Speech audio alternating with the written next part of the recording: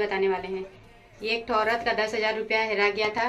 वो माँ का सामने आई थी मन्नत करने और माँ पे बहुत विश्वास करती है। और आप लोगों को भी विश्वास है तो ये माँ के पास जरूर आइएगा। और आप लोगों को हम उसका वीडियो एड्रेस भी दे देंगे और नंबर भी दे देंगे। ये नंबर पर कांटेक्ट कीजिएगा और जरूर आइए। রাখবেকু কি বলছে মাকে শুনিয়ে মাকে মানে দিব্যাক না মাকে সাজা দিবে কি করবে 10,000 টাকা উঠতে ঝেলবে কি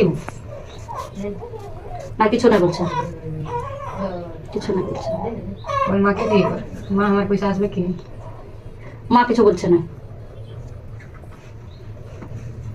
মাকে তো জিজ্ঞাসা করছে মা আমার পয়সা আসবে কি না। দিয়া করা মা দিব্যাক কি বলেন দে মা তুমি বলেন দো বলেন দো আধা রাখেছে আধা ভাঙেছে। ভাঙেছে তো ও দিবার মন আছে না ও দিবার মন আছে ও দিবার মন নাই। বল মা কর আর কি কর নামে মানসিক কর আর কি করবি তুই করে দে, তুই করে দে।